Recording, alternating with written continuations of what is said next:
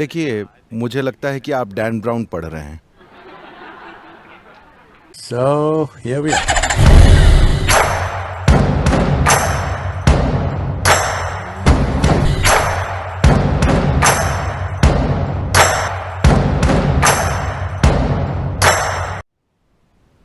सद्गुरु, हमें विस्तार से समझाने के लिए आपका बहुत धन्यवाद।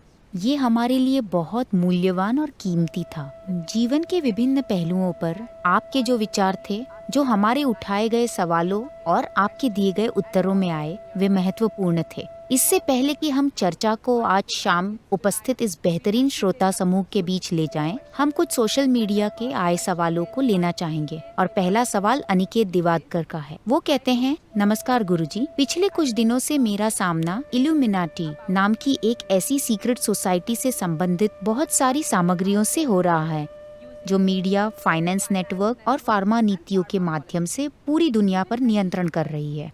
यहाँ तक कि अनेक लीडर, गुरु और पुजारी उनके नियंत्रण में है। मैं नहीं हूँ। लेकिन जवाब तो देना होगा। मैं दूंगा, लेकिन मैं ये कह रहा हूँ कि मैं उनके नियंत्रण में नहीं हूँ। हम सहमत हैं। देखिए, मुझे लगता है कि आप डैन ब्राउन पढ़ रहे हैं। You mean Aniket? हाँ? अनिकेत हाँ। अनिकेत, आप जहाँ कहीं भी हों, देखिए, ये यूरोपीय संस्कृति का हमेशा से हिस्सा रहा है।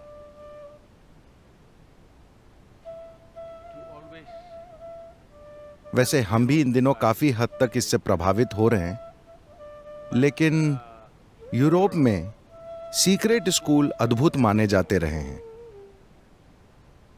यहां तक कि प्रसिद्ध लोग जैसे सुकरात, अरस्तु, ये लोग, वो भी सीक्रेट स्कूल के हिस्से थे। कोई अपने स्कूल को गुप्त क्यों रखेगा? क्योंकि समाज हर उस चीज पर अत्याचार करने के लिए तैयार है जिससे वो सहमत नहीं है। अत्याचार, सिर्फ अत्याचार होने पर ही कोई स्कूल सीक्रेट हो जाता है ना? तो सीक्रेट स्कूल परंपराएं यूरोप में इतनी अधिक इसलिए हैं क्योंकि कट्टर धार्मिक विश्वास रखने वाले हर उस चीज को दबा रहे थे जो उनके अनुसार बस 10 लोगों को भी इकट्ठा कर लेती थी। वे उसे नष्ट कर देना चाहते थे, वे उनको मार देते थे। इसलिए उन्होंने सीक्रेट स्कूल चलाए। इस बीच, जिसे आप इल्यूमिनाटी कह रहे हैं और बाद में इसने खुद को फ्री मेसन्स के रूप में रूपांतरित किया, इसका इतिहास मैं इसकी पुष्टि नहीं कर सकता, लेकिन कुछ किताबें इस विषय पर लिखी गई हैं कि किस तरह से भारतीय मेसन्स ने फ्री मेसनरी की शुरुआत की थी, जो मिस्र गए थे। क्योंकि उनको अनजान देश में जीवित रहना था, तो वे सभी तरह के उपाय कर रहे थे कि जीवित कैसे रहा जाए। अपने बीच उन्होंने कोड विकसित किए और एक दूसरे से कोड भाषा में संपर्क और संवाद किया, जिससे कि वे उस आक्रामक संस्कृति में बचे रह सकें, और ये वहां से फैला, ऐसा कुछ किताबें कहती हैं। लेकिन इस बारे में कोई ऐतिहासिक प्रमाण उपलब्ध नहीं है। लेकिन यह संभव है क्योंकि हम जानते हैं कि पिरामिड और बालबेक मंदिर को बनाने के लिए कुछ पत्थर तराशने वाले भारत से गए थे।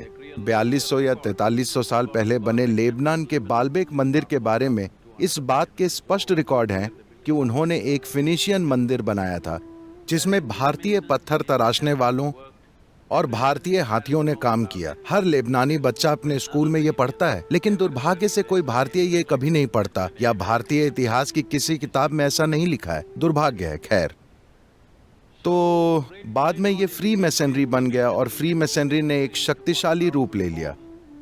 फिर ये अमेरिका पहुंचा और इसने बहुत शक्तिशाली रूप ले लिया क्योंकि वहां लोग ईसाई कट्टरता के जबरदस्त दबाव में थे। तो मुक्त रूप से विचार करने वाले लोग खुद को फ्री मेसन्स कहने लगे। हालांकि वे अब तराशने का काम नहीं कर रहे थे, लेकिन आपको एक चीज दिखेगी, जहां कहीं भी फ्री मेसन्स हैं, उनकी इमारतों की डिजाइन बेहतरीन है। मैं अनेक फ्री मेसन्स मंदिरों में गया हूं क्योंकि मुझे उनके डिजाइन बहुत पसंद है। उन्होंने बेहतरीन डिजाइनें बनाई हैं क्योंकि ज्योमेट्री उनकी संस्कृति का एक महत्वपूर्ण हिस्सा है। शायद इसी कारण से कोई किताब लिखता है और यह कहता है कि वे भारत से आए थे, क्योंकि भारत में योग संस्कृति ने जीवन के ज्योमेट्री पहलुओं पर खुद को पूरी तरह से केंद्रित किया है।